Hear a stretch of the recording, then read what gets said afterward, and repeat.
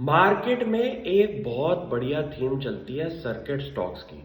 कि लोगों को ना बड़ा मजा आता है यार, हमारे पास अपर सर्किट वाला स्टॉक है, हमारे पोर्टफोलियो में रोज 5-5% की ग्रोथ हो रही है।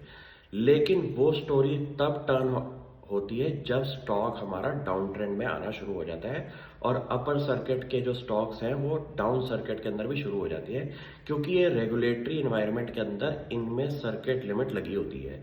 इसी का एक एग्जांपल बताता हूँ लाइव केस के अंदर, जहां पे कंपनी का नाम है इरिडा।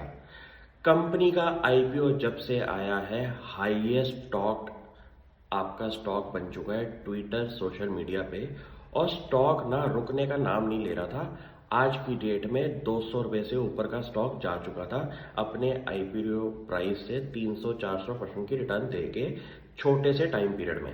जब ऐसे छोटे से टाइम पीरियड के अंदर स्टॉक एक इतनी बड़ी अपसाइड दे दे, तो लोगों को ना उसके अंदर एक यूफोरिया क्रिएट हो जाता है कि यार हमने तो एक ऐसा हिडन जेम पकड़ लिया जिससे हमारी बहुत बड़ी वेल्थ क्रिएशन होगी। कंपनी आज की डेट में अपने 200 रुपये के टॉप से 150 के लेवल्स पे आ चुकी है और ये सर्किट टूटने का नाम नहीं ले रहा, डाउन सर्किट। यहाँ पे सिचुएशन क्या होती है कि आप एक लेवल पे आके फंस जाते हैं एक ट्रैप के अंदर, क्योंकि अगर आपका शेयर सेल नहीं हो रहा सुबह मार्केट के अंदर, तो आपकी जो क्वांटिटी है उस पे हर रोज प्राइसिंग लग के डाउन सर्किट का प्राइस लग रहा है। यहाँ पे सिचुएशन आपको समझनी पड़ेगी कि आईपीओ में आए हुए स्टॉक्स एक लेवल के बाद ठंडे होते हैं, लेकिन जब वो ठंडा होना शुरू होते हैं तो उसके अंदर प्राइस करेक्शन आना बहुत ज़रूरी है। आप ये सोचिए कि कंपनी की लोन बुक इस टाइम 50,000 करोड़ से ऊपर की हो चुकी है, जहां पे आपका 33% की ग्रोथ आई है। कंपनी के प्रॉफिट आफ्टर टैक्स के अंदर मोर देन 40-45% की ग्रोथ आई है।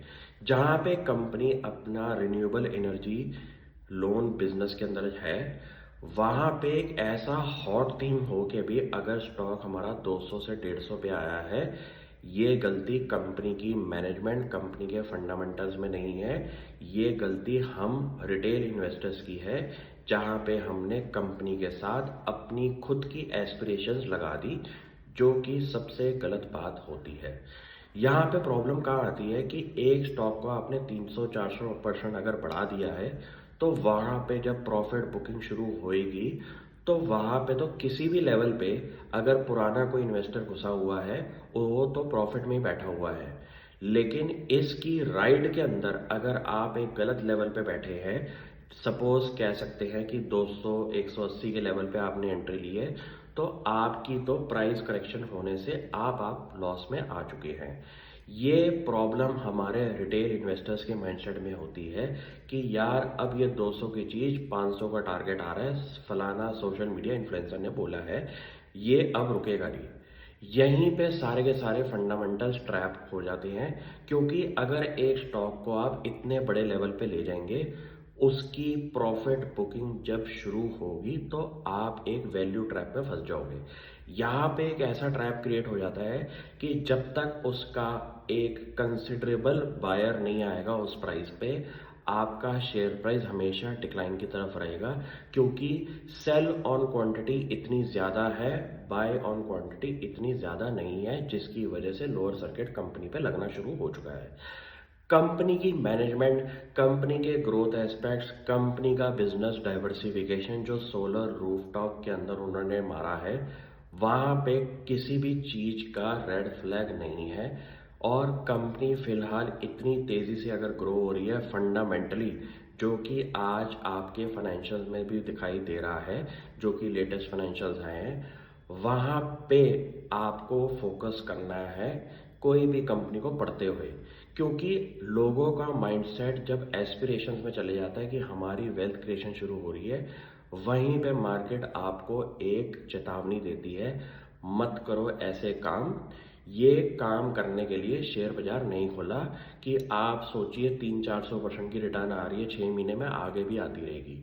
ये एक ऐसा कूलिंग पीरियड शुरू हो चुका है स्टॉक का कि जहां पे अब एक्चुअल बायर इस कंपनी के साथ जो जुड़ेंगे अगले कुछ साल के टाइम पीरियड के साथ, वो एक अच्छी एंट्री का टर्निंग पॉइंट ढूंढ रहे हैं। जब वो हिट होगा तो कंपनी का वो बेंचमार्क प्राइस हो जाएगा, इस टाइम पीरियड के लिए आपको इस स्टॉक को देखना पड़ेगा। ये इतना हाईएस्ट प्रमोटेड स्टॉक था सोशल मीडिया, टीवी और आपने टेलीग्राम चैनल्स के अंदर देखा था कि लोगों ने इसमें कूद मार के, छलांग मार के अपनी एनालिसिस करनी शुरू कर दी कि ये एक वैल्यू क्रिएशन हो रही है। यहाँ ऐसी सिचुएशन से बचिए और ऐसे स्टॉक से थोड़ा सा संभल कर काम करें कि फंडामेंटल तो ठीक है, लेकिन क्या हम प्राइस इस कंपनी को ठीक दे रहे हैं। Thank you.